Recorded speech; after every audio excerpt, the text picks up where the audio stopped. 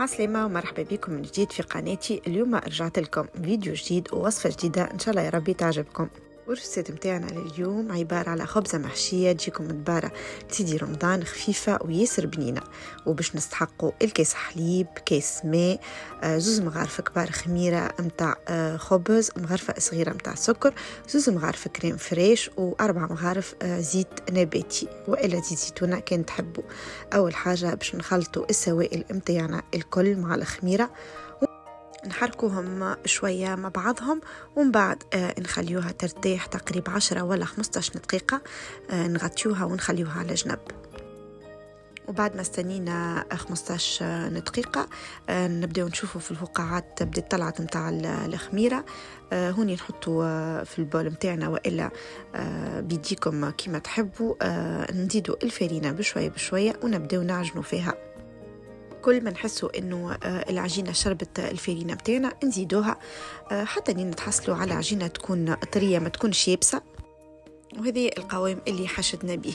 طيب باش نخليوها هذه تخمر في عقلها ونتعداو للفارس. الفارس هوني خديت صدر متاع الدجاج، قصيته جويد، معاهم مغرفه كريم فريش، معاهم بصله صغيره وزوز متاع سنون ثوم. هوني خديت الفحات اللي تحبوا عليهم، ملح، فلفل اكحل، فيح متاع الدجاج كان تحبوا بابريكا والا فلفل حار. نفوحوهم بالكدا. دوما الكريم فريش للدجاج بتاعتيه هكا يجيكم طري وما يجيكمش شايح كي طيبوه. هوني نخليوها يرتاح شويه، ومن بعد باش نطيبوها في مقله، نحطوا فيها شويه زيت ونطيبوه حتى لين يشيح من الماء متاعو الكل. نجم زيادة تحطوا له حتى شوية شامبينيون، تحطوا له شوية خضرة اللي تحبوها، فلفل، يعني تنجموا الفاخس تحطوا فيها اللي تحبوا. بعد ما طاب نخليو الدجاج متاعنا يبرد كومبليتمون، وناخدوا العجينة متاعنا اللي خمرت نحلوها على البلان دو ترافاي كما هكا. باش نحلو زوز طبقات، الطبقة الأولى اللي باش نحطوها في وسط المول، والطبقة الثانية اللي باش نغلفوا فيها الخبزة متاعنا. العجينة ما شاء الله جات سوبل برشا بالحق. العجينة هذه تنجموا تستعملوها في أي معجنات تحبوها. هوني خديت الطبق متاعي البيركس وحطيت أول طبقة من العجينة، حاولت هكا رتبتها بالكدا، خديت الفرشيطة ونقبتها باش ما تفوجليش من الداخل. ومن بعد باش نبدا نحط في الفاخس متاعي اول طبقه باش نحط الصوص متاع البيتزا. هوني ما حبيتش نطول عليكم في الفيديو خاطر عملتها برشا مرات في الفيديوهات اللي قبل. تو ان شاء الله نحط لكم اللين في تحت الفيديو. هوني صوص تاع بيتزا عاديه، بصل وثوم وطماطم معجونه وطماطم كعب.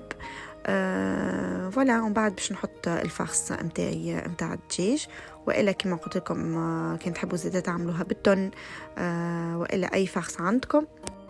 واخر طبقه باش نحط الفرماج متاعي. هوني حطيت موتزاريلا رابي، تنجموا تحطوا اي نوع متاع فخوماج.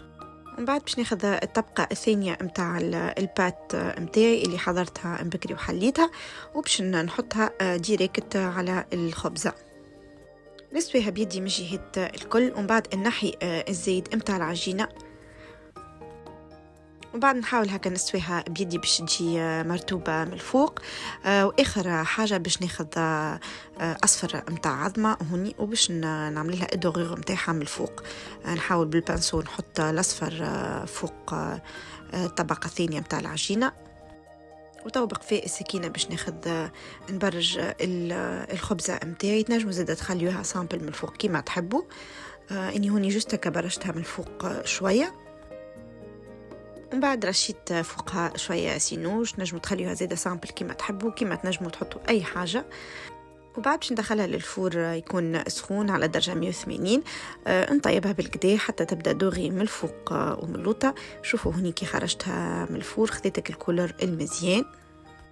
وطب باش نقصها قدامكم وباش نوريكم من الداخل كيفاش جات. ما شاء الله ديجا جات مشخشخه بالفرماج، ياسر بنينه الحقيقه. البات متاعنا جات خفيفه برشا، وكما قلت لكم تنجموا تعملوا اي فاخس تحبوا عليها، تون والا باللحم والا كما تحبوا.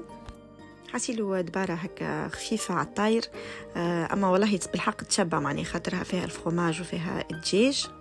إن شاء الله تكون الوصفة عجبتكم واستفدتوا منها. كين جربتوها وعجبتكم ما تنسوش باش ترجعوا لي على الكونت انستغرام تاعي، إن شاء الله نحط لكم اللين في البعض تحت الفيديو. وتو ما بقى كي نخليكم في أمان الله وحفظوا.